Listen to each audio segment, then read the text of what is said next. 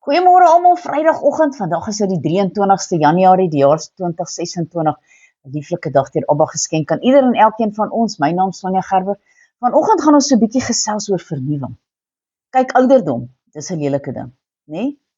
Dit takel mense liggaamskragte af en selfs ook jou verstand en jou vermoëns. Die apostole herinner ons daaraan om toe te laat dat God se Gees ons innerlike mens vernuwe, sodat ons gereed sal wees vir die heerlikheid wat alles verreweg oortref, wanneer ons God sal sien en hy alles in almal sal wees. Ek dink 'n mens ek wil net sê, pas jouself op.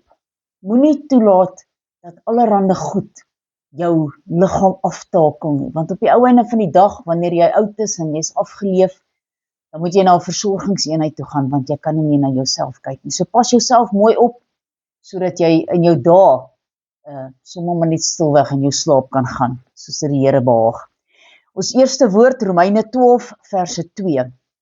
En word nie aan hierdie wêreld gelykvormig nie, maar word verander deur die vernuwing van julle gemoed, sodat julle kan beproef wat die goeie en welgevallige en volmaakte wil van God is. Ons tweede gedeelte kom hierso uit 2 Korintiërs uit, Korintiërs 4 vers 16 tot 18.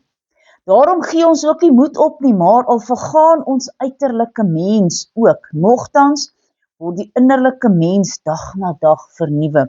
Bly in die woord van die Here, maak seker jy lees jou Bybel op 'n daaglikse basis, sodat jou innerlike mens vernuwe kan word.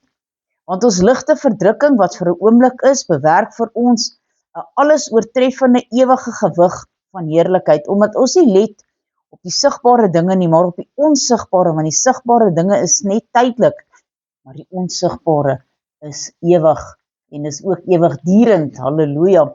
Ons volgende gedeelte is Kolossense 3 en ek gaan vir ons lees vanaf verse 1 tot 17.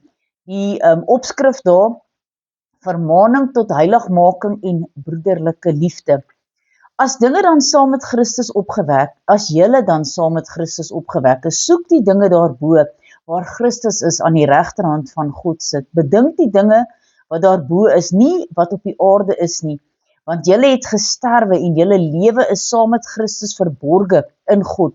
Wanneer Christus wat ons lewe is geopenbaar word, dan sal julle ook saam met hom in heerlikheid geopenbaar word.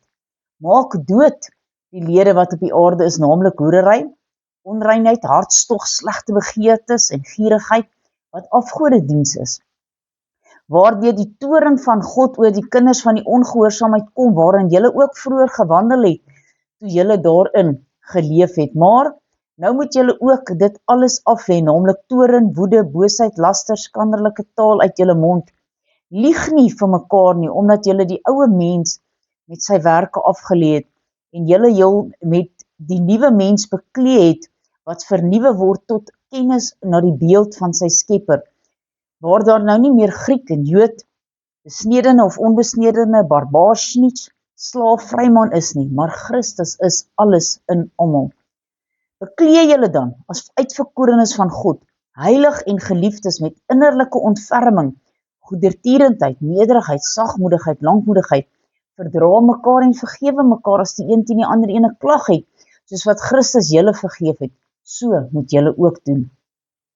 En beklee julle bo dit alles met die liefde, wat die band van die volmaaktheid is, en laat die vrede van God, waartoe julle ook in een liggaam geroep is, in julle harte heers en wees dankbaar, dat die woord van Christus ryklik in julle woon in alle wysheid, leer en vermaan mekaar, met psalms en lofsange en geestelike liedere, en sing in julle harte met dankbaarheid tot eer van die Here.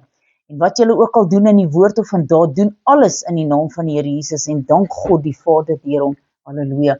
Kom ons bid saam. Almagtige God en Hemelse Vader, Here, dankie dat U op 'n daaglikse basis kom. Here, en U kom haal uit wat U nie wil in ons hê nie, sodat ons vernuwe kan wees, 'n nuwe skepping in U.